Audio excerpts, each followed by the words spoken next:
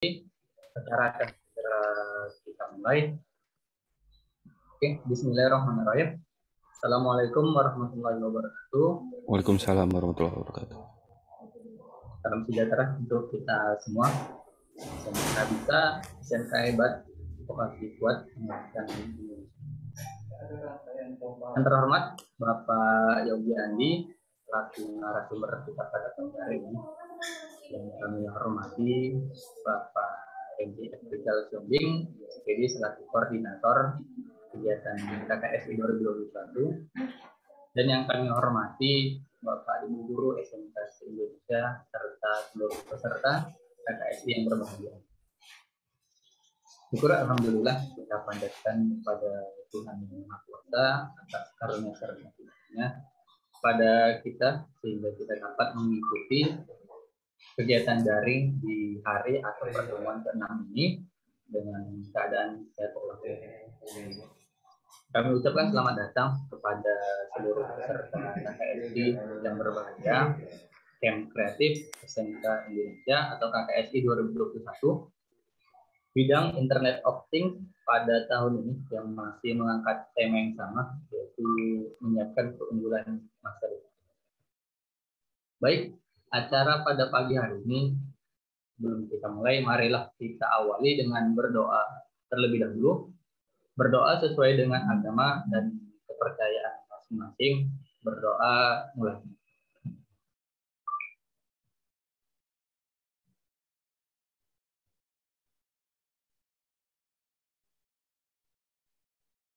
Ya, doa selesai. Oke, tampaknya di pertemuan yang ke-6 ini, ya rasa juga masih semangat Bapak Ibu Guru serta peserta KKSI semuanya.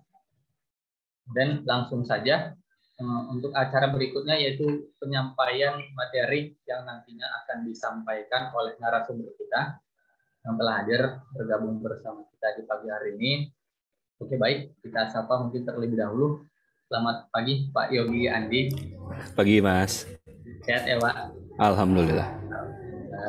Oke. Ya Pak, sudah siap untuk hari ini ya Pak? Boleh bisa dimulai. Ya, kepada Bapak Ibu Guru dan seluruh peserta KSI, nantinya akan ada sesi tanya jawab yang kami persilakan kepada para peserta untuk menyiapkan pertanyaan terbaiknya terkait tema yang nantinya akan disampaikan oleh Bapak Yogi Andi dari PPIK TB ya Pak? Mungkin lebih pasnya sih saya dari inkubator sih Mas, dari Binari Inkubator. Oh, iya. Oke, baik. Langsung saja Pak, kami persilakan kepada Bapak Yogi Andi untuk menyampaikan materi pada pagi hari ini. Baik Pak, waktu dan tempat saya persilakan. Oke, siap. Makasih Mas Rido kesempatannya. Sebelumnya, Assalamualaikum warahmatullahi wabarakatuh. Selamat pagi buat teman-teman semua, Bapak Ibu Guru. Terima kasih atas kesempatannya. Mungkin kalau di sesi sekarang itu kan bisnis coaching. Nah, kalau bisnis coaching itu terlalu berat lah. Mungkin saya lebih cerita aja lah, lebih sharing pengalaman, terus pengalaman saya pribadi, pengalaman teman-teman, gitu.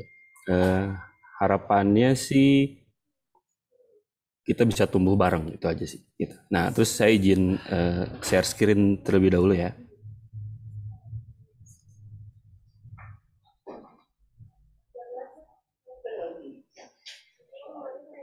Oke, udah muncul belum Mas?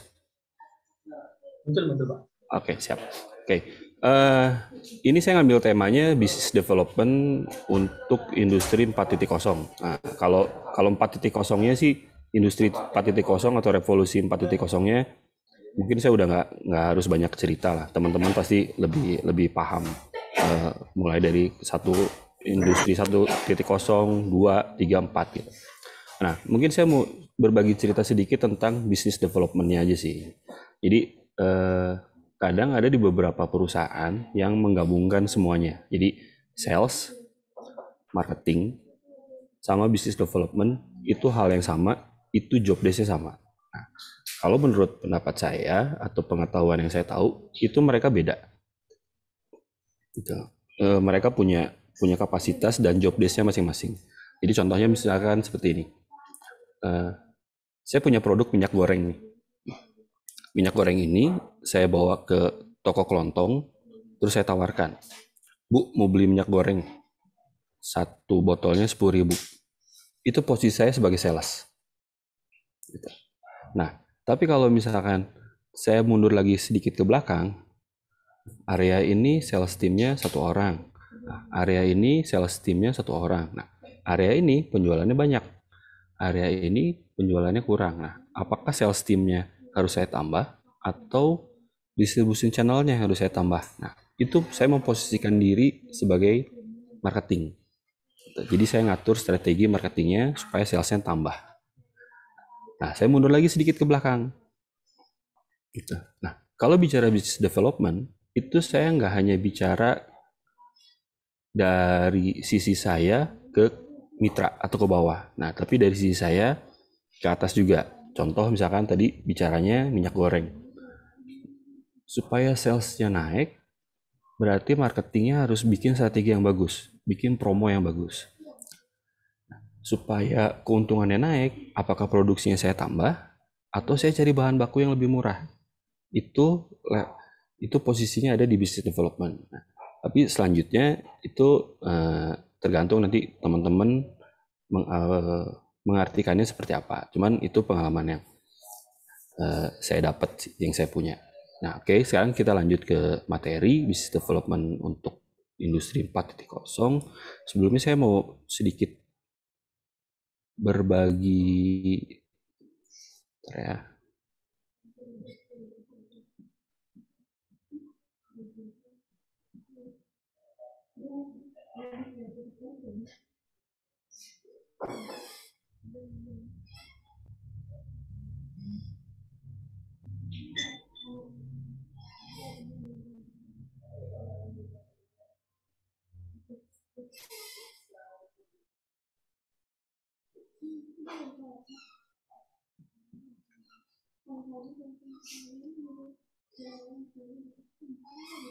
Nah, ini saya mau sedikit berbagi data insight aja sih sebenarnya.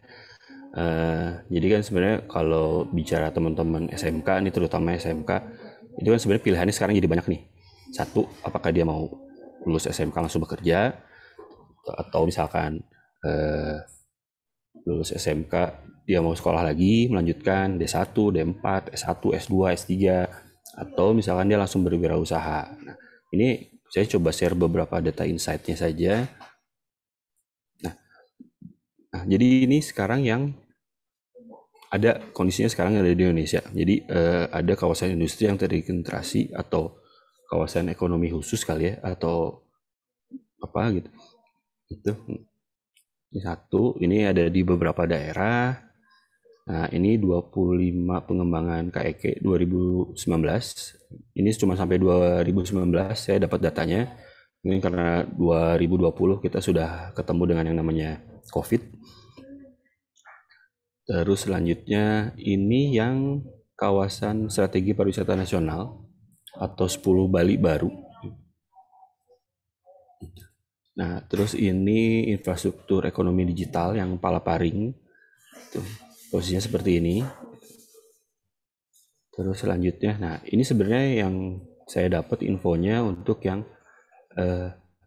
Making Indonesia 4.0. Jadi ini ada 5 sektor utamanya. Itu ada makanan dan minuman, tekstil, busana, otomotif, kimia, elektronik. Nah, nanti hubungannya sama IoT atau dengan yang disiplin ilmu yang teman-teman pelajari, nanti saya coba cerita ya. Nah, ini pertumbuhan startup di Indonesia. Gitu. Jadi kalau bicara startup di Indonesia, kebanyakan masih di daerah Jabodetabek. Terus 35,48% itu masih di bidang e-commerce. Oke.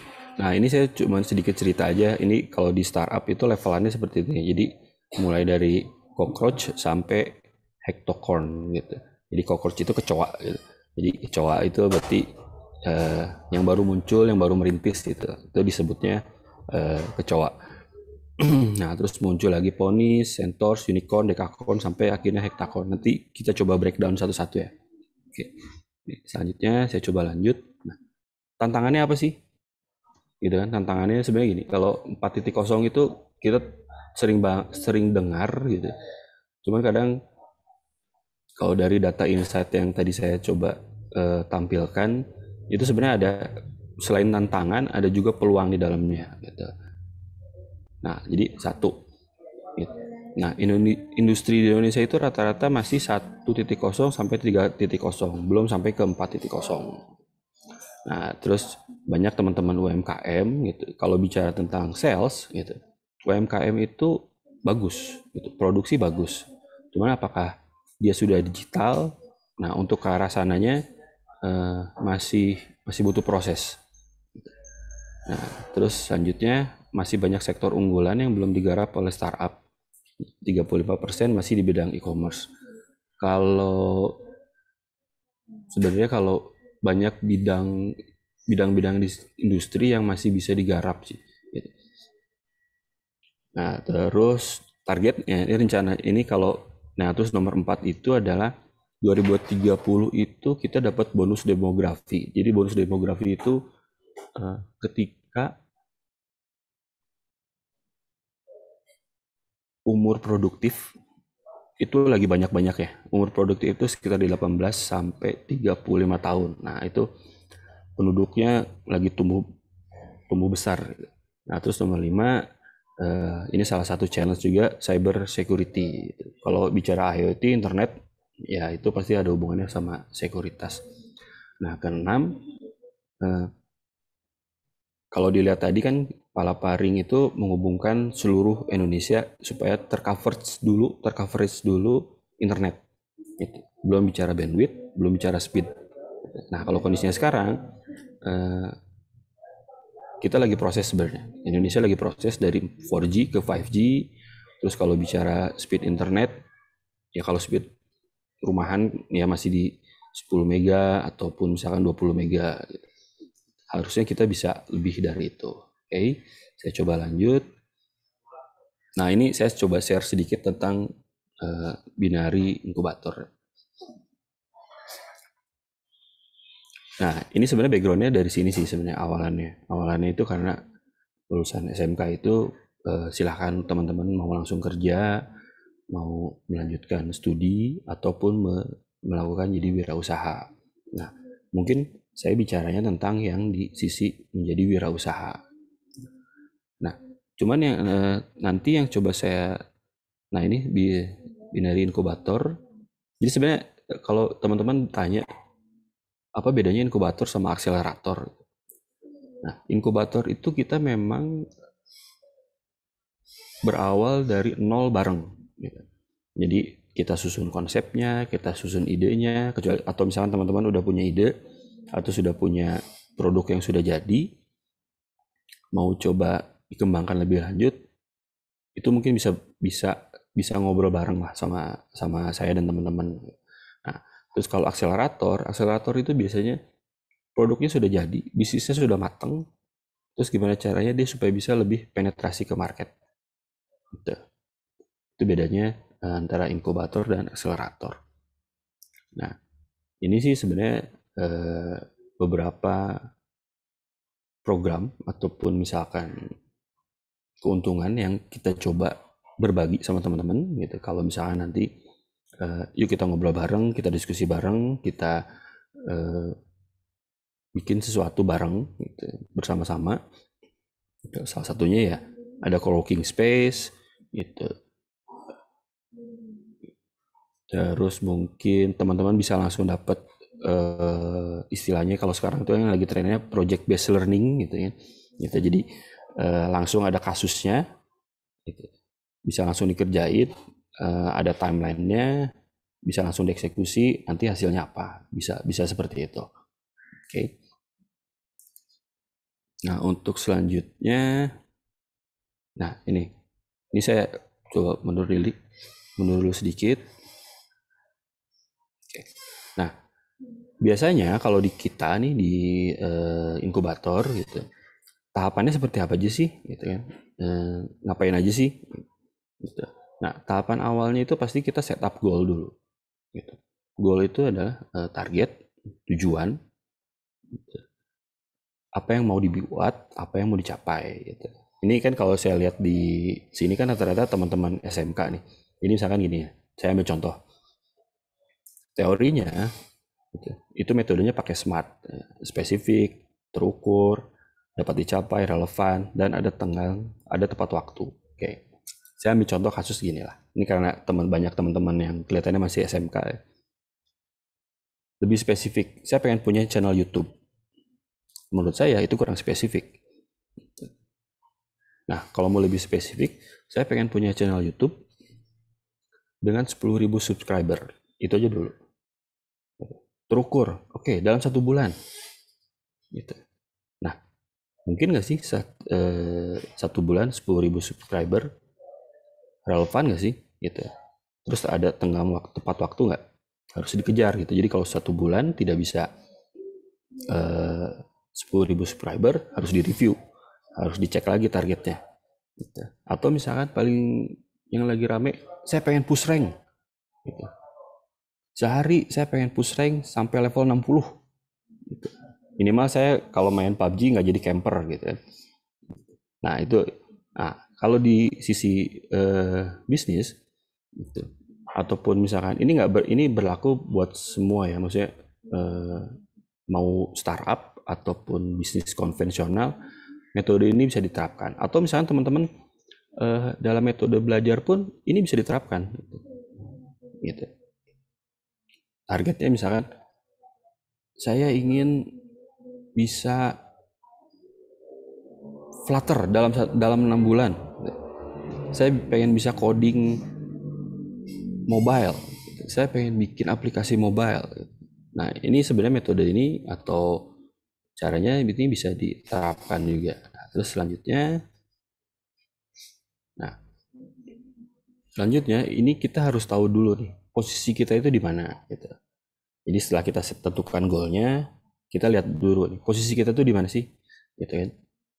Apakah kita pemain baru, gitu kan? Ataukah kita memang pemain baru yang sudah punya pengalaman, atau memang kita yang eh, memang benar-benar sudah terjun di bisnis tersebut, tapi ingin penetrasi lebih lanjut.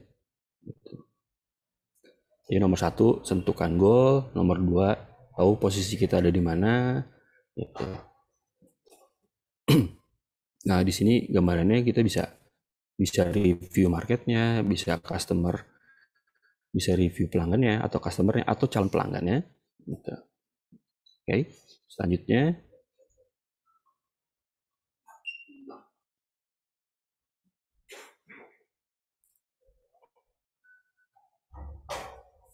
nah ini selanjutnya, sorry maaf. Nah ini selanjutnya timnya siapa aja. Gitu. Jadi udah ditentuin misalkan sudah ditentukan kita mau buat apa, gitu kan? Kita mau buat apa, terus posisi kita ada di mana, terus timnya siapa aja, gitu. Timnya siapa aja.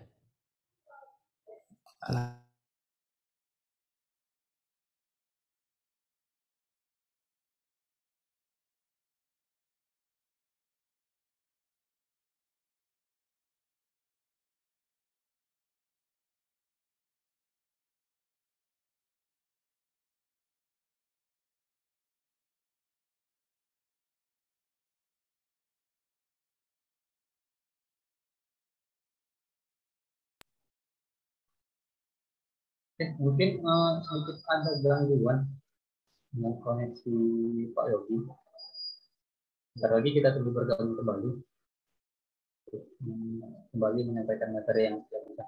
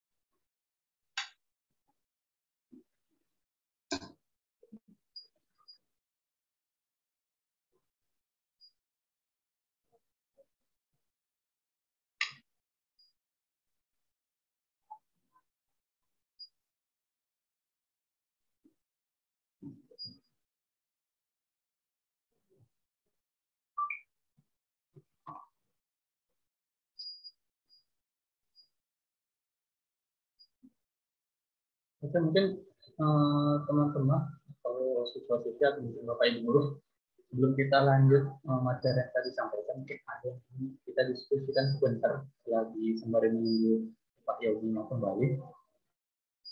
Monggo kita sharing-sharing terkait materi yang telah disampaikan sejauh ini.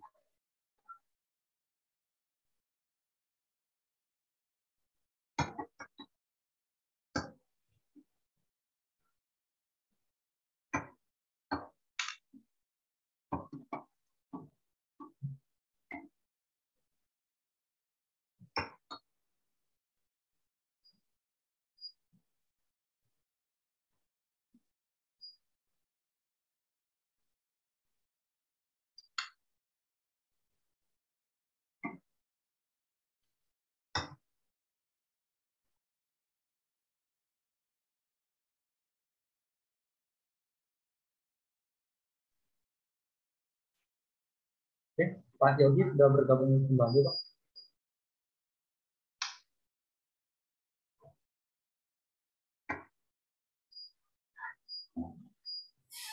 Oke, oke. Maaf, ada gangguan teknis sedikit tuh. Oke, saya coba lanjut ya. Iya, Pak, silakan, Pak.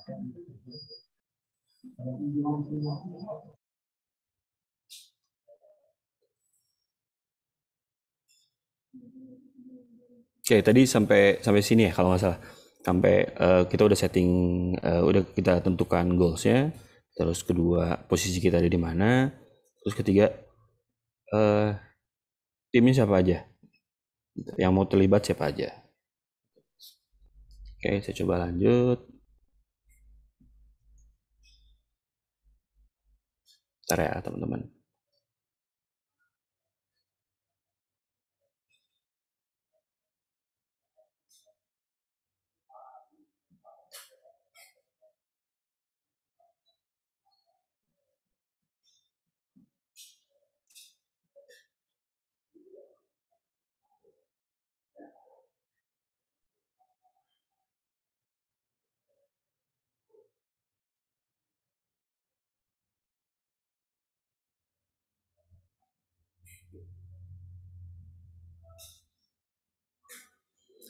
Oke, sorry. Uh, Goalsnya udah ditentukan, posisinya kita ada di mana, timnya siapa aja. Oke. Nah, selanjutnya ini sih istilahnya sih decide on the what gitu. What itu apa gitu, atau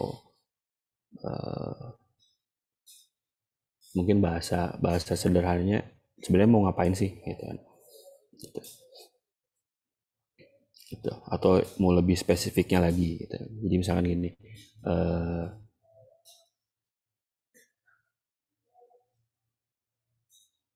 misalkan saya mau membuat sebuah produk gitu. Nah, ketika produk ini diluncurkan gitu, apakah bisa mendapatkan market baru gitu. Atau misalkan bisa meningkatkan eh, pendapatan baru gitu. Atau misalkan pendapatan lebih lebih lebih tumbuh gitu ya. Jadi pilihannya kan kalau kalau kita coba simpelnya sih kalau kita coba bisnis itu kan satu, kita nambah eh, produk, kita nambah networking, dan yang pasti kita nambah value gitu. Value itu bisa bisa uang ataupun yang lain gitu. Nah, jadi setelah tadi sudah ditentukan eh, goalnya apa, posisi kita ada di mana, timnya siapa aja. Oke. Nah, terus mau lebih spesifiknya lagi, nanti produk tersebut larinya mau kemana nih? Gitu. Apakah mau ke misalkan gini, kita contoh misalkan tadi nih yang minyak goreng. Gitu. Nah, apakah mau ke warung, maaf, apakah mau ke pelanggan yang baru yang belum pernah saya tawarkan, gitu, atau saya bikin produk lain yang coba saya tawarkan ke mitra yang memang sudah menjadi pelanggan saya, gitu. Seperti itu. Oke, terus selanjutnya, nah ini saya mau, nah selanjutnya ini apa ya, bisa dibilang antara taktik dan strateginya gitu. Nah, mungkin saya mau cerita sedikit dulu. Jadi kan sebenarnya kalau teorinya itu, ini saya nyadur dari semuanya, kalau pemasaran sih mungkin kiblatnya sama ya. Philip Kotler sama, kalau saya sih Philip Kotler sama Hermawan. Nah, jadi sih marketing 1.0 itu muncul ketika revolusi industri 3.0. Itu revolusi industri 3.0 itu muncul ketika adanya mesin uap. Nah, maksudnya product driven marketing itu adalah ketika semua orang bikin produk gitu. Fokusnya hanya bikin produk. Karena apa? Apapun produknya itu pasti diserap sama market. Gitu. Jadi marketing 1.0 itu produk. Jadi kayak misalkan kayak apa ya? Saya ambil contohnya barang apapun gitu ya, yang produsennya itu nggak harus berpikir keras untuk marketingnya. Karena apa? Karena produknya dia pasti laku. Gitu. Dia hanya fokusnya di produksi, produksi, produksi, produksi. Gitu. Gitu. Nah, marketing titik dua itu mulai bicara dengan customer. Jadi setelah pakai produk saya, pengalamannya gimana? Gitu. Terus ada yang kurang nggak? Kelebihannya apa? Nah, kalau marketing titik kosong, mungkin teman-teman juga udah paham, itu yang marketing mix atau bauran marketing, itu konsepnya ada 4P gitu. Ada produk, place, price, promotion. Jadi mulai dikemas nih. Jadi ketika produknya A gitu, jualannya harus di mana? Terus harganya berapa? Terus promosinya gimana? Gitu. Saya ambil contoh misalkan eh, motor deh. Gitu. Saya ambil contoh motor. Motor roda 2 yang misalkan 150 cc dan 125 cc. Gitu. Oke, itu produknya itu ya. Misalkan motor 125. Jualannya di mana? Gitu. Ya mungkin jualannya bisa langsung flyering di jalan gitu. Atau misalkan dibikin pameran di mall gitu. Nah, harganya berapa? Harganya tuh pasti misalkan di sekitaran dari 30 juta ke bawah gitu. Terus cara promosinya gimana? Gitu. Nah, cara promosinya banyakin sales gitu. Nah, nah kenapa mulai di spesifik? Nah, beda kalau misalkan ceritanya kayak produknya itu adalah moge. Nah, kalau produknya moge, dia pasti punya showroom sendiri. Gitu. Harganya pun pasti lebih dari yang sebelumnya. Gitu. Promosinya gimana? Nah, untuk moge gitu kan, promosinya adalah dia bikin event, dia bikin acara. Gitu. Pasti berbeda, setiap produk itu pasti dibedakan antara strategi dan taktiknya. Gitu. Nah, terus selanjutnya, karena sekarang kita larinya ke industri 4.0, strateginya pun berubah gitu. Gitu. Ada konsepnya sekarang, konsep baru, yaitu yang 5A gitu. 5A itu aware, appeal, act, advocate. Jadi aware itu, oh iya nih, saya tahu nih ada barang ini. Gitu. Appeal itu tertarik. Wah, boleh juga nih barangnya. Sudah akhirnya bertanya. Gitu. Dari sini bertanya. Selanjutnya, act itu dia beli. Gitu. Advokat itu simpelnya dia bikin testimoni. Gitu. Gitu. Dia bikin testimoni. Nah, ini contohnya seperti ini. Gitu. Jadi aware itu, jadi kita tahu produk. Gitu. Itu bisa dari TV commercial, gitu kan, iklan di TV, ataupun misalkan iklan di mobile, gitu, mobile ad. Gitu. Nah, terus selanjutnya appeal itu tertarik kan. Nah, selanjutnya ada dua nih, gitu kan. Dia bisa langsung kontak ke adminnya atau chatbot gitu. Atau nanya ke sales gitu. Nah, selanjutnya dia beli gitu. Nah, yang ketiga, biasanya kan setiap kali ya kalau tren yang sekarang kan apapun produknya setiap dibeli unboxing, setiap beli unboxing, gitu. Unboxing review. Nah, itu bagian dari advocate gitu. Nah, terus kenapa saya ambilnya omni channel marketing gitu kan? Karena ini perpaduan antara online dan offline gitu. Jadi untuk saat ini saya rasa belum bisa kalau harus full 100% itu digital. Tetap harus offline-nya tetap harus ada. Karena apa? Contoh kayak gini lah. Ini kita semua ngerasain yang namanya PPKM. Gitu. Nah, terus tadi kenapa saya bilang online dan offline-nya harus tetap ada? Secara teori, gitu, kita bisa beli kopi pakai online shop. Gitu. Kopinya sama. Gitu.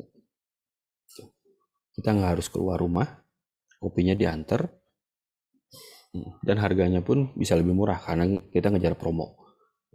Nah, tapi gitu, kenapa tetap kita masih bukan masih, tapi kenapa tetap rasanya beda ketika misalkan kita minum kopi tersebut di warung kopinya. Karena apa? Karena user experience-nya itu nggak bisa didapatin kalau kita ngopi di rumah. Jadi itu yang akhirnya saya akhirnya milih untuk strateginya untuk 4.0 itu 4.0 ini lebih ke omnichannel marketing. Jadi online-nya jalan, offline-nya pun jalan. Oke. Nah, setelah itu semua selesai, yuk roadmap-nya. Kita bikin roadmap-nya. Roadmap-nya itu nomor 1 kita mau ngapain aja, nomor 2 kita mau ngapain aja, nomor 3 kita ngapain aja, nomor 4 kita mau ngapain aja. Jadi gitu. Jadi roadmap itu ada yang bilang timeline boleh, gitu. Schedule boleh, gitu. Tapi intinya kita harus punya tenggang waktu. Gitu. Tenggang waktunya gini, kalau misalkan emang tidak tercapai, itu kita punya 2 pilihan. Gitu. Kalau misalkan ternyata tidak tercapai, kita punya 2 pilihan. 1, investasi ulang, gitu. Bisnisnya kita investasi, itu kita injek modal lagi, gitu kan, dengan perhitungannya, atau kita take down bisnisnya. Wah, ini kira-kira kalau dilanjutkan bahaya nih, gitu. Kalau dilanjutkan pun tidak akan berkembang, udah take down, switch, ganti bisnis. Memang tidak semudah gitu. Nah, makanya apapun itu harus ada backup plan-nya. Tapi dengan tujuannya roadmap ini, kita bisa tahu nih targetan kita sudah sampai mana. Nah, ini saya ambil contoh, ini mungkin yang startup. Gitu. Jadi misalkan, ya, saya ambil contoh ini yang tadi roadmapnya untuk startup. Nah, KPI-nya adalah biasanya kita bagi 4. Quarter 1, 2, 3, 4. Gitu. Jadi 1 tahun itu ada 4 kali pembagian. Gitu. Nah, quarter 1 itu target highlight-nya itu adalah di market share, active user, funding. Gitu. Tapi di sini mungkin saya nggak akan bicara dulu fundingnya. Gitu. Nah, market share-nya berapa? Oke, 5% dari market share. 5% dari market share itu adalah misalkan gini, ketika saya coba jualan kopi, sebenarnya konsumen atau penggemar kopi itu ada berapa sih? Gitu. Kalau misalkan ada 1 juta, berarti 5% dari 1 juta. Nah, kalau misalkan kita bicara aplikasi, gitu. Oke, misalkan aplikasi pengguna internet di Indonesia itu ada 220 juta. Gitu. Kalau bicara tentang market share dari 220 juta, itu berapa? Terus active user itu kan sebenarnya gini, ada beberapa yang aplikasi yang hanya di-download, terus login selesai. Gitu. Nah, harapannya kan memang ketika di-download, gitu, aktif dan ada interaksi, itu aja sih. Gitu.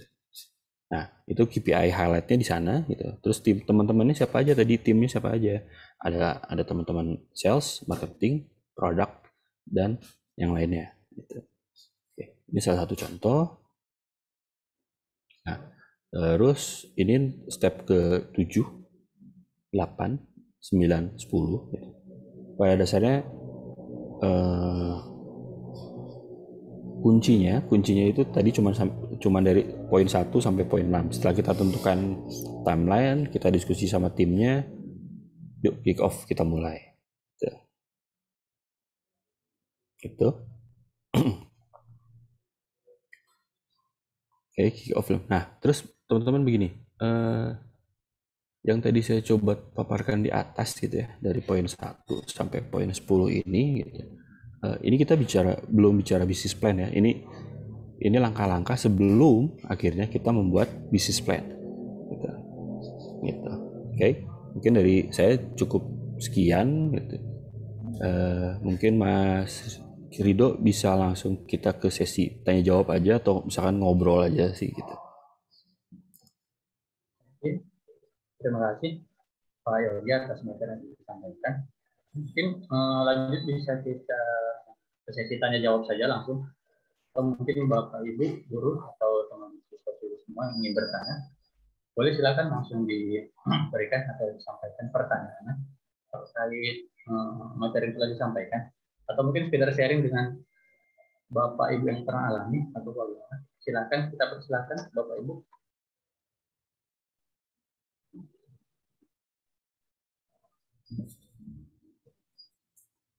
Atau mungkin ada yang terlalu cepat atau mungkin kurang jelas yang disampaikan, boleh silakan ditanyakan ulang ya Pak, boleh Pak ya. Boleh, silakan.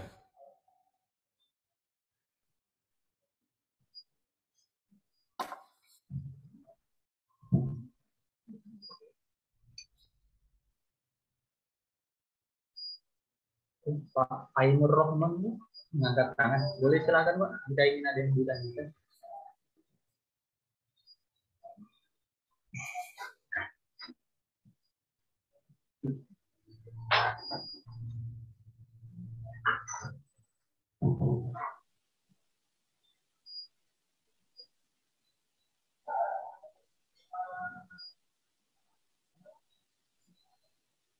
Masih belum ya, Pak?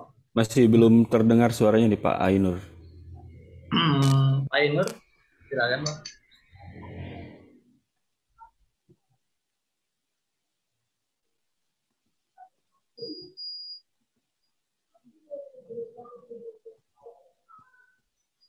Pak Ainur mungkin sudah bergabung.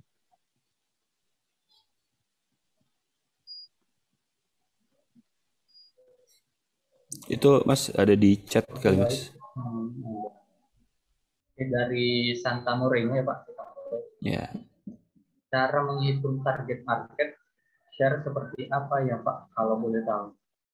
Oke, ini saya coba bacain dulu yang di chat ya Mas ya. Jadi satu ada yang Santa Moreno itu cara menghitung target market share seperti apa ya Pak, kalau boleh tahu itu satu. Terus yang kedua dari Pak Ainur, saya bertanya jika perusahaan baru mulai, apakah langkah langsung menerapkan 4.0? Oke, saya jawab yang pertama dulu. Cara menghitung target market share. Target market share itu sebenarnya gini.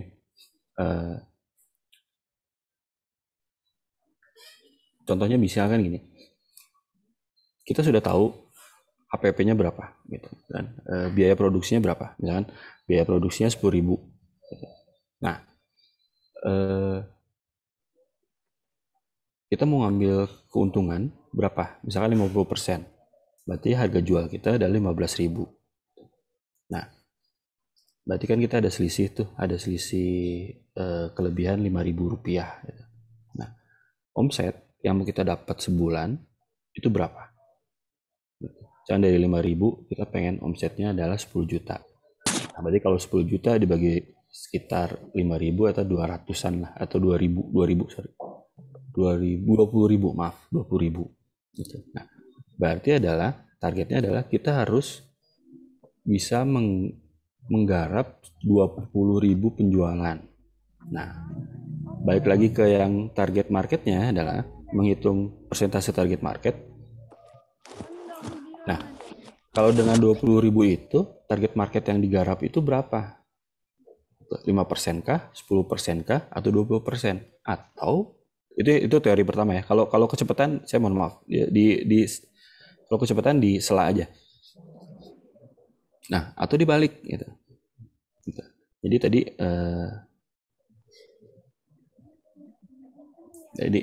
itu tadi coba nanya kan gini, Santa Moreno itu coba bertanya gini. Itu yang pertama. Yang kedua, kita udah dapat data nih, gitu kan. Kita dapat data pelanggan internet di Indonesia ada sekitar 220 juta. Misalkan seperti itu. Nah, selanjutnya yang mau kita garap itu berapa persennya? Itu bisa langsung ditentukan aja. Misalkan mau ditarget adalah 10%-nya, oke. Gitu. Berarti 10% dari 220 juta. Nah, dari 10% itu di breakdown lagi. Areanya mana saja? Areanya di Jawa berapa persen, di Sumatera berapa persen, di Kalimantan, Sulawesi, dan Indonesia Timur berapa persen. Itu seperti itu. Nah, kalau misalkan benar-benar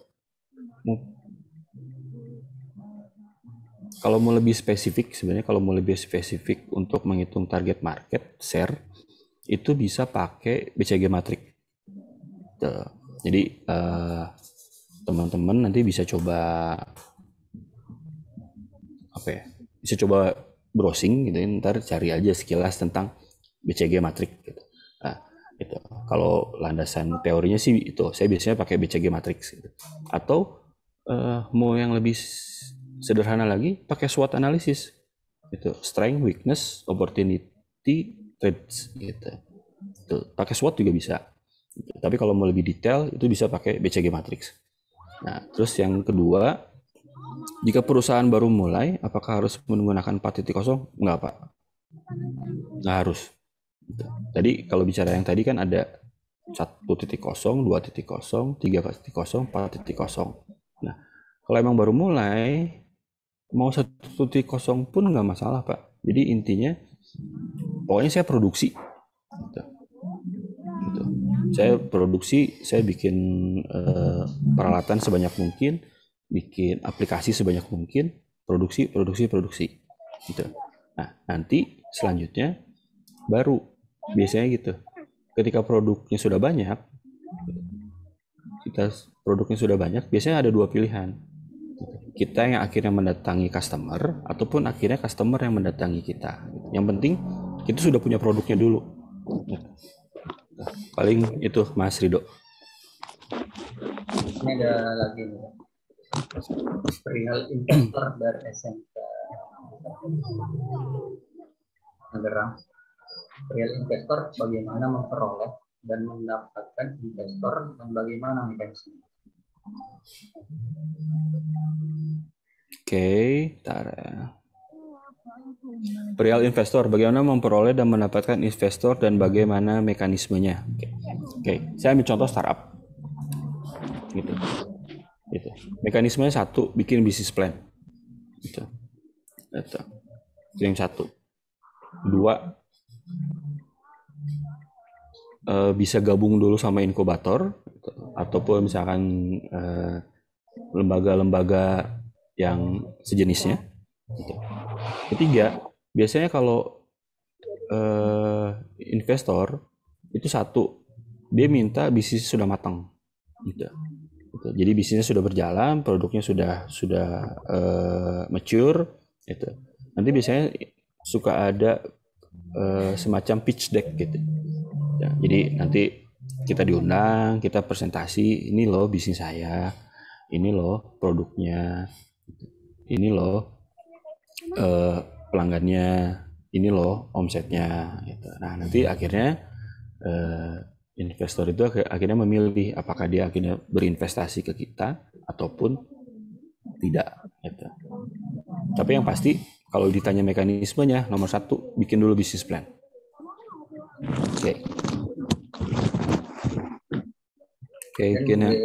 Lanjut lagi ya, Pak. Ya. Dengan Fikron tadi ya. Strategi marketing yang paling bagus supaya barang yang baru kita jual atau perusahaan baru mulai bagaimana, Pak? Apakah langsung online atau offline atau langsung dua-duanya, terutama terkait promosi? Oke. Kalau kondisi saat ini langsung dua-duanya, online offline. Jadi online-nya jalan, offline-nya jalan. Karena apa? Contoh kayak gini lah.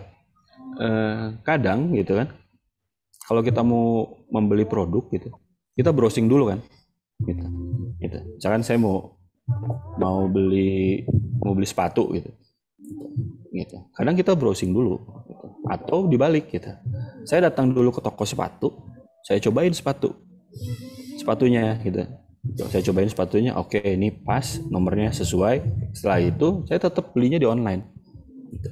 Kenapa saya belinya di online? Ya karena berharap di situ dapat diskon. Gitu. Tapi tidak berlaku untuk yang misalkan saya mau beli motor nih. Nah biasanya kan kalau kita mau beli motor atau kendaraan bermotor itu, motor, mobil, kita lihat dulu reviewnya kan di YouTube. Gitu. Kalau mobil baru kita udah pasti nongkronginnya channelnya Hanif, terus Omobi, Fitra Eri gitu kan. Nah setelah kita tahu oh iya nih bagus nih kendaraannya, bagus nih motornya, kita datang ke showroom. Nah ketika kita datang ke showroom, sales atau marketingnya pun udah nggak bisa ngapa-ngapain, tidak bisa berusaha ngegeser oke saya mau produk ini karena kita udah dapat duluan infonya gitu. Jadi kalau jawabannya dua-duanya harus jalan gitu. Kalau produk baru untuk teman-teman sekarang saran saya IG gitu, Instagram gitu. Itu Mas. Kita sudah review duluan ya Pak, mencari info yang Betul. Mungkin Bapak Ibu ada lagi atau peserta teman-teman siswa siswi ada yang bertanya lagi. Coaching.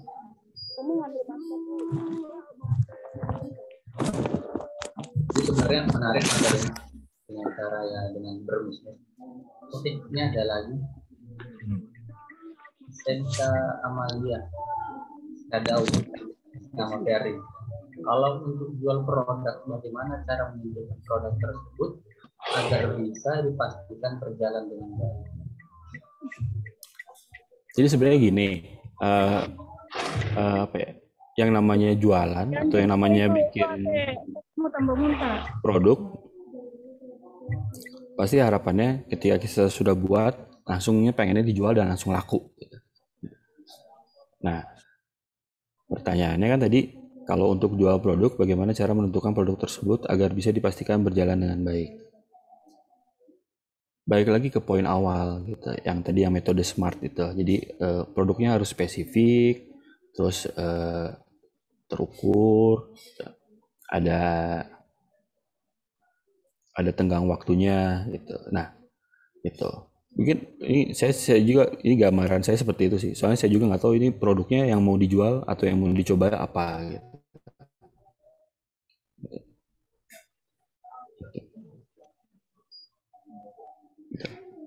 Paling itu yang untuk SMK Amaliah.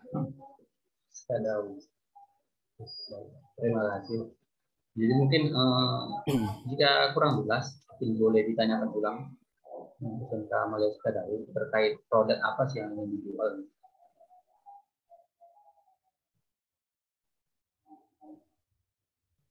Oke, ada lagi teman-teman?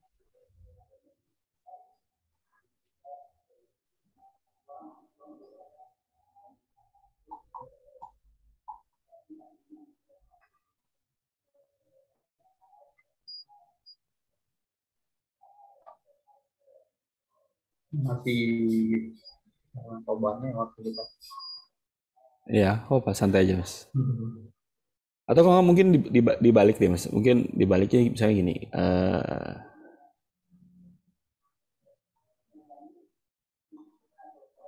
Dibaliknya adalah itu ada apa ya? Teman-teman di SMK apa aja nih yang udah pernah dibuat?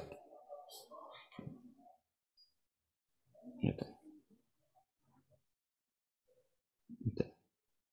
Mungkin kita coba aja gitu mas. Maksudnya mungkin bisa diminta teman-teman berbagi cerita gitu. Apa aja yang udah pernah dibuat gitu. Ada nggak tadi teman-teman yang mau coba share nih? Saya pernah bikin ini nih. Gitu. Atau Pak saya mau coba bikin ini nih. Gitu. Silakan.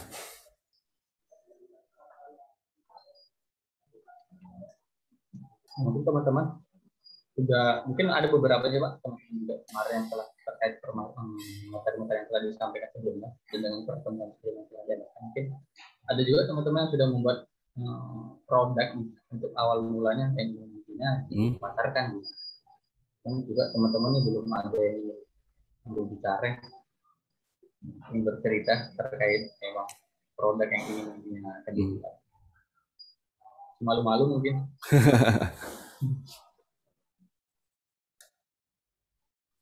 Karena memang ada beberapa teman-teman juga kemarin juga, Pak, kami sudah membuat ini untuk proyek yang nantinya akan dibuat depannya bagaimana. Kami sudah membuat seperti ini, aplikasi seperti ini.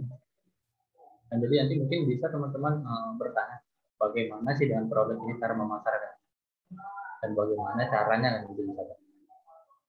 Ya, mungkin bisa seperti itu, Mas.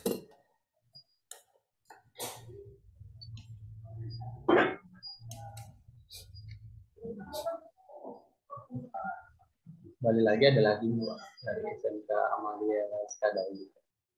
Jadi semisal saya ingin menjual produk, tapi saya belum tahu ingin jual produk apa. Nah, bagaimana cara saya memilih produk tersebut untuk dijual dengan baik? Mohon bantuan. Kalau itu sih sebenarnya gini, mungkin teman-teman bisa mulai dari yang apa yang saya suka, apa yang saya bisa. Itu aja dulu. Jadi misalkan belum tahu nih mau produk apa, oke. Misalkan saya sukanya kopi. Udah, kita coba bikin kopi. Atau misalkan saya sukanya roti bakar. Nah, ya udah kita coba roti bakar. Atau misalkan saya bisanya bikin aplikasi mobile nih. Bikin aplikasi mobile. Ya udah, saya bikin aplikasi mobile. Gitu. Selanjutnya upload di Play Store. Selanjutnya kita review. Gitu. Yang download berapa, yang ngasih komen berapa. Gitu.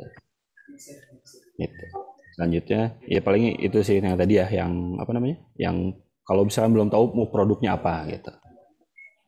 Mungkin pemikiran teman-teman semua juga harus yang aplikasi yang unggul mungkin juga dengan produk-produk yang viral gitu. Jadi juga bisa kita mulai dari hal-hal kecil yang memang itu ya berguna gitu ya. Iya, maksudnya yang simpel-simpel aja dulu sih Mas, maksudnya gitu. Oke. Ini ada Pak dari SMK Negeri 1 Cempaka Cianjur. Target marketing IoT apa ya Pak?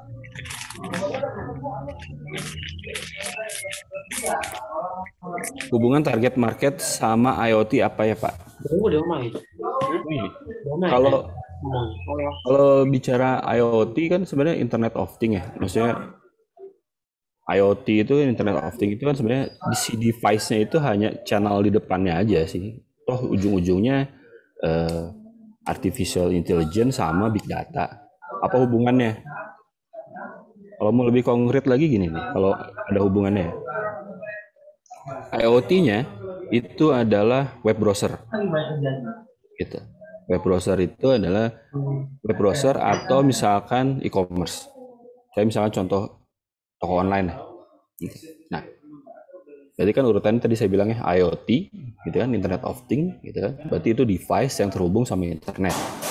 Nah, terus di situ ada big data, terus terakhir ada artificial intelligence. Nah, urutannya ya, itu 3. Nah, contoh nih, saya browsing kaos bola. Nah, saya browsing kaos bola.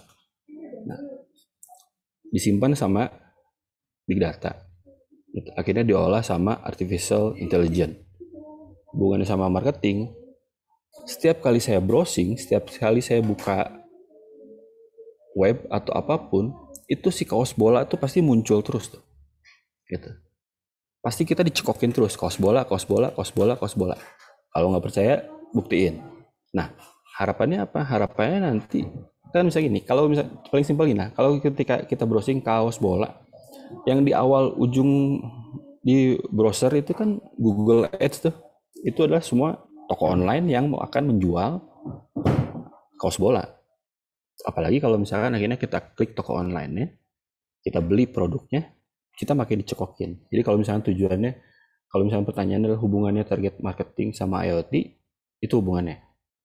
Jadi IoT itu sebenarnya channel di depan.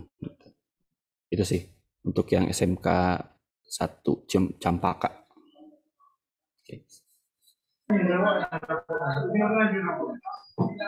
Oke, baik. Kita lanjut dari SMK Banyuwangi.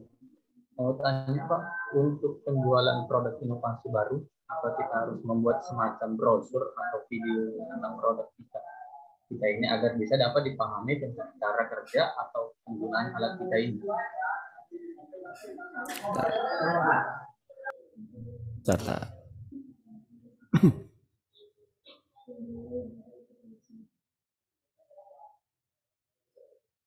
Idealnya begitu, Mas. Gitu. Jadi idealnya memang teman-teman ketika sudah membuat produk, kan yang paling sederhananya gini lah. Ketika saya udah bikin produk, gitu, kan yang pasti ada user guide nih, panduan pengguna itu, ataupun misalkan video cara menggunakannya gitu. Jadi ya pertanyaannya kan, walaupun misalkan produknya bagus gitu, tapi kalau misalkan orang yang menggunakannya tidak tahu bagaimana cara menggunakannya, ya produknya tidak target penjualan produknya atau target produknya pasti nggak akan tercapai. Mesti maksudnya gini, saya backgroundnya IT nih, gitu. Secara disiplin ilmu, background saya IT. Nah, di awal-awal saya coding gitu, saya selalu coding itu kan jadi lebih ke passion nih gitu. Jadi kadang ketika kita mulai coding atau kita mulai membuat sebuah produk, kadang kita lupa gitu, bahwa produk ini tuh yang pakai bukan diri kita sendiri loh gitu. Mungkin kalau menurut kita produk ini, oh ya, enaknya begini, tapi mungkin kata orang lain ataupun kata klien atau kata customer itu belum tentu gitu. Jadi kalau pertanyaannya harus ada brosur dan video di setiap produk, itu marketing tools itu penting. Itu sih jawabannya. Itu Mas Rido yang SMK gitu. SMK Gajah Mada Banyuwangi.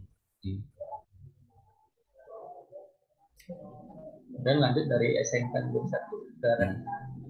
Pak mau tanya mekanisme franchise itu gimana ya Pak? Oke, mekanisme franchise. Franchise itu sebenarnya franchise itu kita sudah punya bisnis, gitu kan?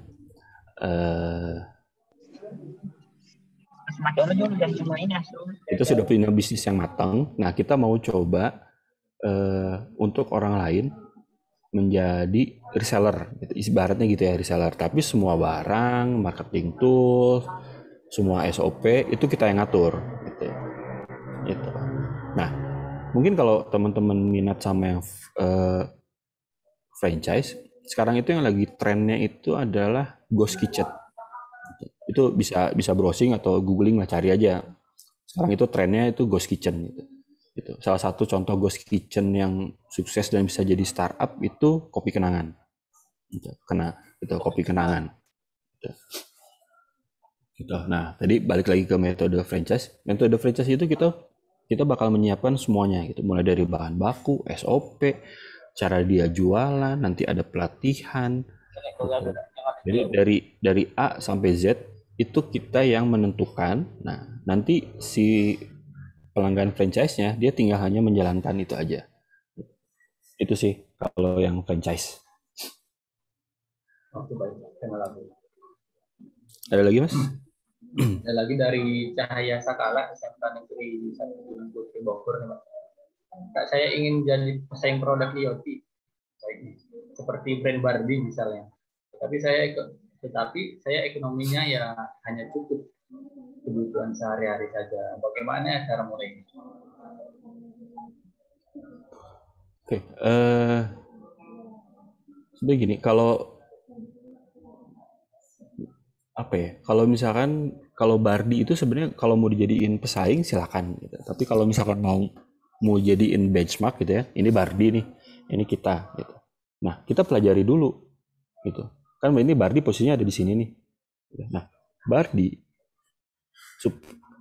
posisinya ada di sini tuh dia ngapain aja gitu. Nah, apakah bisa diterapkan juga di produk IoT kita? Kalau misalnya bisa diterapkan, terapkan aja gitu. Gitu. Jadi pilihannya gitu. Kalau mau daripada dijadiin pesaing mending dijadiin benchmark aja. Oke, benchmark saya adalah Bardi. Pokoknya saya harus bisa selevel sama Bardi. Ya udah apapun yang kita cari tahu nih Bardi itu kemarin-kemarin dia ngapain aja gitu. Ya udah kita copy paste aja, kita ATM gitu, ambil tiru modifikasi gitu. Gitu. Gitu. Jadi ya juga harus kita lihat dulu posisinya ya Pak. Betul. Balik lagi ke positioning kita tadi ada di mana gitu. Oke, ada lagi Mas? Dari Nurul Amalia nih Pak, SMK Negeri 8 Bandung. Pak izin bertanya, apakah di KKSI kita dibantu juga untuk bekerja sama dengan perusahaan atau vendor? Terus Pak, kalau untuk produk elektronika, kadang kita coba bikin, tapi ketika mau dijual mentok Pak, karena banyak barang sejenis yang dijual di pasaran lebih murah gitu Pak. Gimana strateginya? Oke, jadi gini, kalau buat saya pribadi ya, kalau produk yang kita jual itu lebih mahal dari kompetitor, gitu, atau misalnya ini, kalau saya mau bikin produk murah gitu, ngapain saya butuh marketing? Gitu. Saya banyakin brosur aja. Gitu. Toh ketika produk murah semua orang otomatis beli. Nah, pertanyaannya, kalau misalnya ternyata produk kita lebih mahal, gitu, dibandingin produk kompetitor, gitu, terus gimana cara ngejualnya? Gitu. Pilihannya banyak. Satu, kita bikin pembeda. Gitu. Produk kita apa sih yang beda dengan produk lain? Gitu. Kalau nggak ada, cari buat. Gitu. Terus kedua, tentukan atau temukan target market yang pas. Gitu. Jadi kadang gini, kadang produk murah itu emang laku terjual, tapi bukan berarti produk mahal pun dengan produk sejenis nggak kejual juga kan, gitu. Logiknya gitu aja. Gitu. Jadi tentukan pembedanya apa. Terus kedua, mungkin target marketnya yang kurang pas, dicari lagi aja target marketnya. Gitu. Oke, yang lain. Kembali ke target pemasarannya, dia ingin kemana Pak? Betul. Kemudian ini dari SMK Widya Agama, Putih. Pak izin bertanya, bagaimana cara marketing web hosting? Soalnya kemarin masih jarang peminat. Web hosting ya. Ya, kalau itu sih sebenarnya baik lagi ke yang tadi sih Mas, ya, teman-teman ya. Jadi ini saya ngutip kata-katanya Panji ya, Panji Komika Pragiwaksono. Gitu. Sedikit lebih beda itu lebih baik daripada hanya sekedar lebih baik. Ulangi ya, sedikit berbeda itu lebih baik daripada hanya sekedar lebih baik. Gitu. Jadi baik lagi, kayak yang tadi, mau itu IoT, mau itu web hosting, kita cari dulu bedanya kita sama orang lain apa, gitu. Gitu. Nah, kalau misalkan kita udah nemu pembedanya apa, ya udah itu yang kita majuin, itu yang kita jadi apa ya, strikernya atau ujung tombaknya. Gitu. Gitu. Contoh simpelnya gini lah, kalau jualan es teh, gitu kan, atau iced tea, gitu, semua orang bisa bikin iced tea. Nah, ketika muncul ada yang iced tea pakai boba, gitu kan, akhirnya kan yang iced tea pakai boba lebih laku dan harganya bisa lebih mahal. Gitu. Jadi di awal tentuin dulu targetnya apa, posisi kita ada di mana, terus cari pembedanya. Itu sih, Mas. Oh, baik Pak. Terima kasih Pak. Kemudian lanjut kepada Bapak Umar Rahman lagi. Pak izin bertanya, bagaimana cara marketing produk jasa desain di platform Instagram? Oke. Bagaimana cara marketing produk jasa desain di platform Instagram?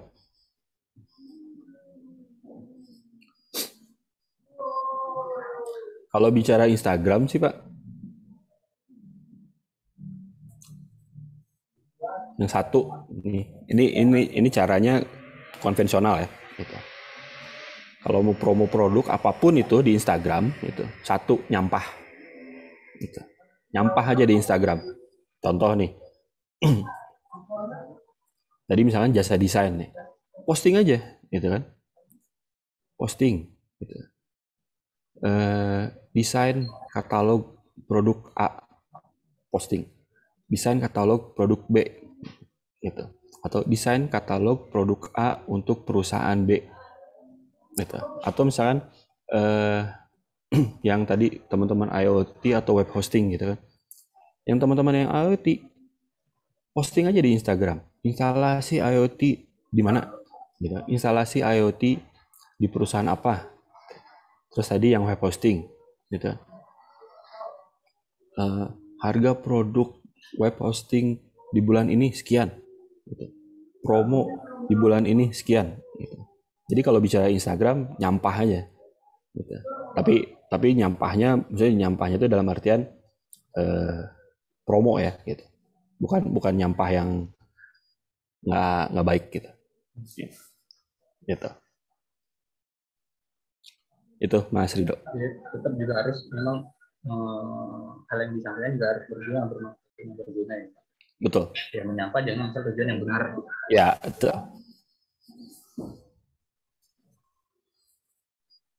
Oke, baik. Jadi nanti juga ada nih Pak pertanyaan juga dari saya juga. Jadi media sosial yang memang bagus untuk dunia kita bermarketing itu baik. Kira-kira kalau saran dari Bapak apa ya Pak? Atau hanya Instagram saja gitu? Sosmed ya Mas ya? Media sosial. Oke.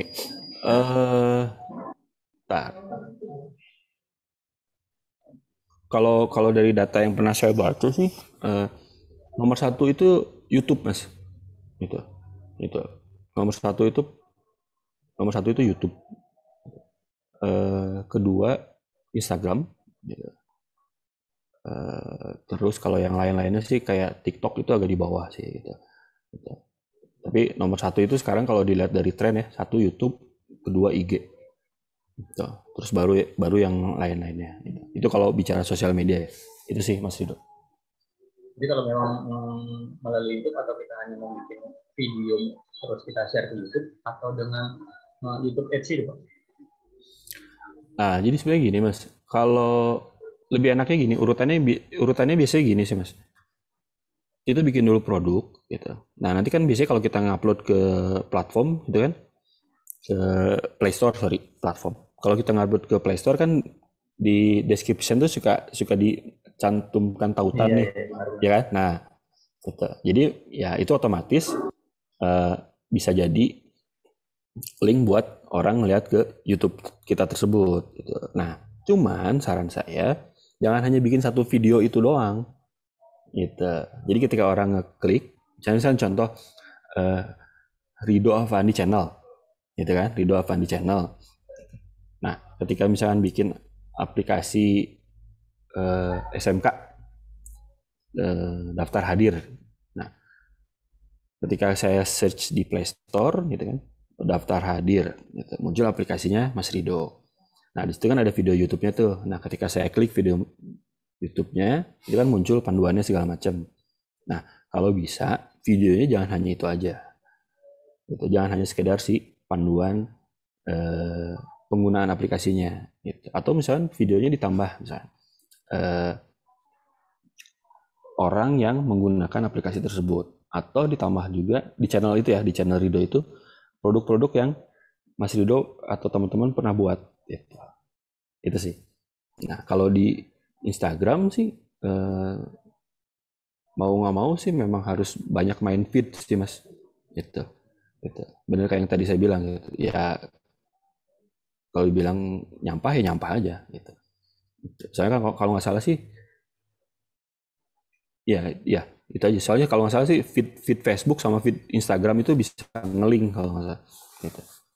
Gitu. Atau misalnya channel yang tadi video yang udah pernah dibikin di YouTube di share ke IG. Gitu. Itu sih Mas Rido. Oke Bang Pak. Dan kembali lagi ada SMK Swasta Amalia Daud. Izin bertanya Pak, bagaimana cara promosi marketing di Facebook dengan cara bersponsor namun gratis? Atau sosmed lainnya? Kalau bicaranya Google Ads, Facebook Ads itu pasti bayar. Gitu. Gitu. Nah, kalau bicara sosial media, kalau pengen gratis, siapin konten yang banyak. Konten promo yang banyak, siapin konten promo yang banyak. Jadi kalau nggak salah kan tadi saya udah bilang juga ke Mas Rido, Facebook sama IG nge-link. Jadi ketika kita nge-post di Facebook bisa di link ke IG juga gitu. Jadi siapin dulu kontennya. Jadi teman-teman itu sebenarnya tantangannya gini, selain bikin produknya, gitu, harus juga bikin media promosinya. Nah, media promosinya yang paling simple sih sebenarnya yang paling bisa dilakukan oleh teman-teman ketika bikin misalnya ini, bikin aplikasi IoT, di videoin gitu. Ketika lagi nyolder atau lagi coding atau lagi apa, di videoin gitu. Walaupun itu hanya short movie, nanti itu yang diupload. Itu bisa jadi bagian dari promosi juga gitu. Jadi pendukung nggak ya Pak? Betul. Karena tidak monoton dengan hasil yang sudah jadi aja yang disampaikan. Betul, betul. Gitu. Saya gini Mas, kadang orang apa ya? Kadang tantangannya kita itu hanya butuh kita itu hanya punya waktu 8 detik, Mas. Gitu, teman-teman semua. Jadi kita itu hanya punya waktu 8 detik untuk meyakinkan orang mau melihat atau mau mencoba produk yang kita buat gitu. Jadi kalau misalkan tadi nih selain video tutorial penggunaan, terus proses pembuatan, terus nanti proses pembuatan macam-macam ya, bisa ketika kalian teman-teman brainstorming lagi meeting gitu kan, terus lagi mulai mengerjakannya aplikasi tersebut, nah itu di videoin aja gitu. Oke. Terus selanjutnya SMK 1 Singosari, Pak izin bertanya, strategi yang bisa ditempuh perusahaan jika ingin memiliki posisi yang kuat pada satu segmen seperti IoT, itu gimana Pak?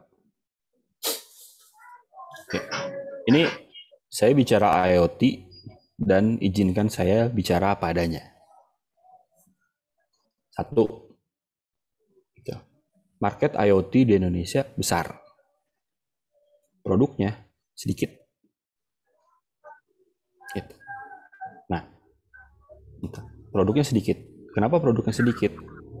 Sebenarnya gini, kalau misalkan contoh gini lah, ketika sebuah perusahaan bikin satu produk dan yang digunakannya banyak dan banyak penggunanya, otomatis produk itu terkenal. Teorinya gini deh. Di sini ada 225 partisipan. Gitu. Kalian semua kita coba bikin satu produk IoT yang sama. Nggak masalah kan bikin produk yang sama? Nggak salah kan? Nggak dilarang. Nah, berarti ketika ada 225 produk yang sama dan digunakan oleh berbagai macam tempat, orang akhirnya melihat, produk apaan nih? Kok mereka pakai sih? Akhirnya kan mereka cari tahu nih, gitu. Sebenarnya ini produk yang digunakan itu apa? Keunggulannya apa? Gitu. Itu. Jadi sebenarnya kalau tadi balik lagi ke pertanyaannya, strateginya apa? Nomor satu, gitu. Kolaborasi. Gitu.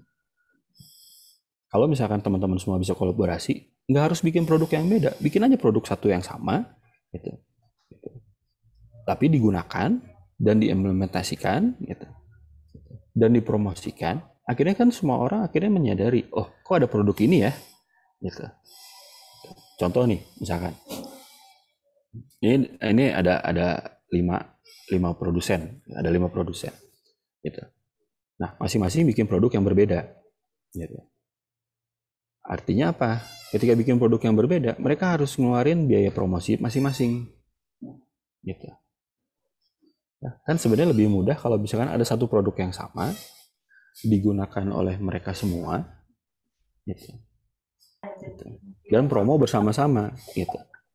Dan misalkan ketika ada yang berminat, gitu ya, ada yang berminat dengan produk tersebut, gitu, ya kan bisa bertanya ke A, B, C, D, atau E, gitu. Tapi akhirnya apa? Akhirnya tujuan produk itu dibuat tersampaikan, gitu, bisa digunakan. Gitu. Nah, jadi kalau misalnya tadi tanya strateginya apa untuk IoT, kolaborasi. Kalau soalnya IoT nggak bisa sendiri, kecuali memang kita punya modal gede, venture, gitu kan, yang mau nginjek dana, gitu. Nah itu baru. Gitu. Itu sih Mas Rido. Untuk teman-teman juga dengan masing-masing sudah memikirkan produk yang akan bisa dipasarkan nantinya, ini juga bisa saling berkolaborasi nih, saling sharing dengan antar sekolah masing-masing ya Pak. Betul, Bisa betul. seperti itu dengan Yeah. walaupun nantinya jadi hasilnya juga akan dibuat sama, mungkin dengan berkolaborasi ada mungkin jadi sendiri-sendiri yang membedakan antar produk masing-masing yang disampaikan. Betul. Betul. Mungkin maaf, saya ambil contoh gini deh, teman-teman ya. Ini kan teman-teman SMK, gitu kan.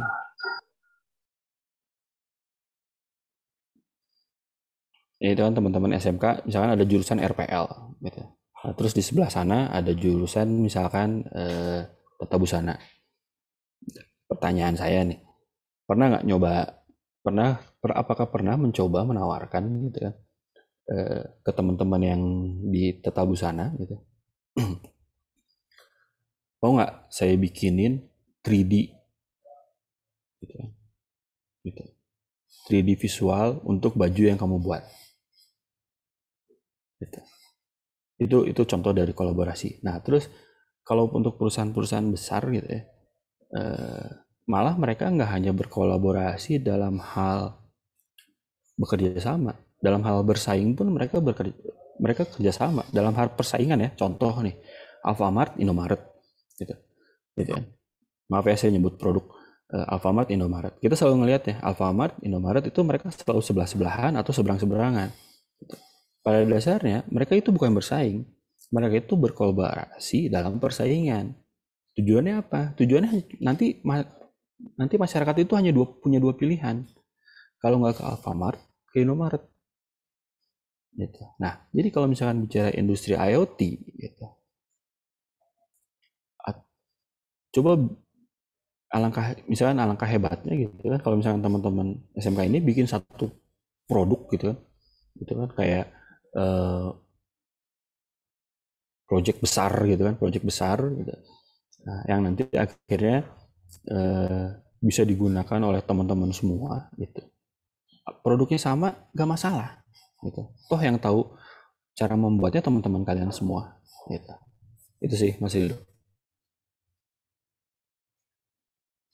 Jadi kan gini Pak, jadi mungkin dengan produk dan target marketing sama juga bisa membedakan bagaimana cara membungkus suatu kemasan tersebut itu mempunyai juga daya tarik ya Pak.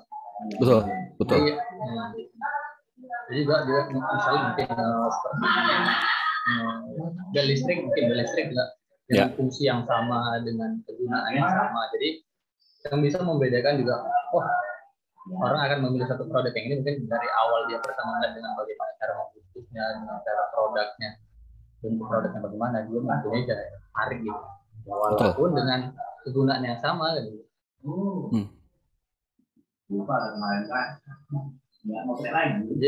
Jadi juga teman-teman lain juga ya walaupun dengan sudah memikirkan produk yang akan dibuat hal yang sama, juga ya intinya pasti juga mempunyai ciri khas masing-masing tersendiri ya gitu. Betul.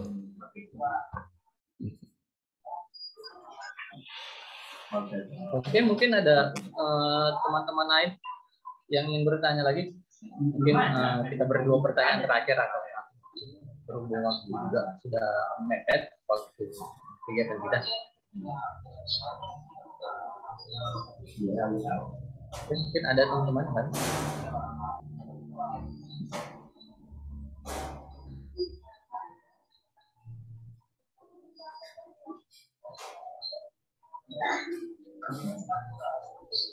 Atau mungkin sudah cukup ya, Bapak Ibu boleh, atau boleh. teman-teman? Oke.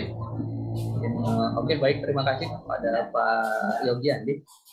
Mungkin dari sekian pertanyaan tadi sudah dijawab dengan sangat jelas, dan ini anak-anak juga atau teman-teman SMK se-Indonesia sangat antusias sekali dengan pertanyaan-pertanyaan yang diberikan.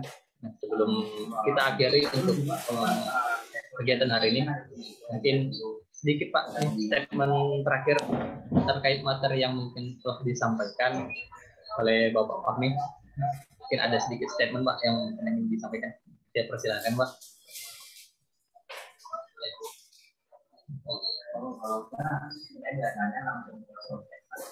Halo Pak. Gimana Mas? Mungkin ada statement terakhir nih yang ingin disampaikan terkait inti dari materi yang ingin. Oke, jadi kalau mungkin statement yang terakhir saya kutip yang tadi Mas itu ya, yang Panji bilang gitu. Jadi sedikit beda itu lebih baik daripada hanya sekedar lebih baik. Gitu. Itu satu. Yang kedua, apapun yang kalian buat, gitu. Ini kalau bicara startup ya, startup itu berangkat dari problem dan solusi. Gitu. Walaupun itu produknya sama, nggak masalah. Walaupun itu produknya bisa dibilang niru, nggak masalah. Karena apa? Karena bicara startup itu kita bicara dari problemnya apa, solusinya apa. Itu aja sih Mas. Oke, baik. Oke, sekali lagi terima kasih atas waktu dan kesempatan dari Pak Yogi Andi terkait materi yang sudah disampaikan pada pagi hari ini. Sangat luar biasa, sangat menarik tentang materi bisnis coaching. Ya, serangkaian acara KKSI 2021 untuk pertemuan daring yang ke-6 sudah kita lalui bersama, dan semoga ini bisa menjadi materi-materi baru untuk para peserta KKSI 2021. Terima kasih, dan sebagai informasi juga jangan lupa untuk pertemuan berikutnya nanti akan kita laksanakan pertemuan ke-7 dari KKSI yang akan dilaksanakan pada hari Senin ya, tanggal 30 bulan Agustus 2021, tepatnya pukul 9 WIB. Nah, untuk alamat pun juga sama. Oke, baik, terima kasih. Sebelum kita tutup, mari kita akhiri dengan doa bersama kembali agar serangkaian acara juga kita dapat berkahnya dan ilmu yang telah disampaikan, materi yang disampaikan. Oke, baik, doa kita mulai.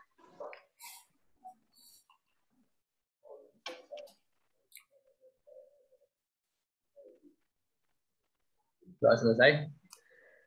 Oke, sekali lagi terima kasih Pak Yogi Andi atas waktu dan kesempatannya. Sama-sama teman-teman.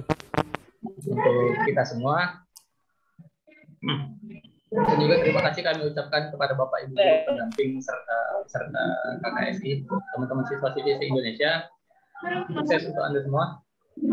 Saya yang bertugas Ridwan Pandi. Mohon pamit apabila ada salah kata saya dalam penyampaian selaku sebagai host. Terima kasih kepada Allah Subhanahu. Kita ketemu lagi di pertemuan yang ke-7. Saya akhiri. Wassalamualaikum warahmatullahi wabarakatuh. Waalaikumsalam warahmatullahi wabarakatuh. Waalaikumsalam warahmatullahi wabarakatuh. Waalaikumsalam warahmatullahi wabarakatuh. Waalaikumsalam. Semuanya bisa. Waalaikumsalam.